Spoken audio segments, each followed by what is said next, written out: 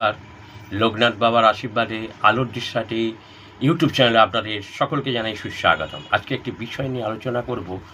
বিষয়টি হলো, কিছু মানুষ আছে যারা পানের পিচ, গুটকা এই সমস্ত চিবিয়ে যত্রতত্র ফেলে দিচ্ছে।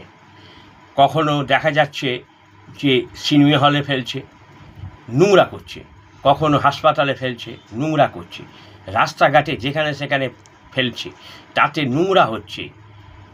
এবং বাসে করে যাচ্ছে, ট্রেনে করে যাচ্ছে, হুক করে ফেলে দিল ওই পিসটা, এবং দেখলো না যে কোনো মানুষের গায়ে পড়লো কিনা। তো এটা ঠিক নয়, এটা যে সমাজের নোংরা। তাই এগুলোকে একটা জায়গায়, মানে কোনো একটা ডাস্টবিনে হোক, সেই জায়গাটায় ফেলাটাই ভালো। তাতে করে জীবাণু এগুলো চারিদিকে স্প্রেড বা ছড়াবে না।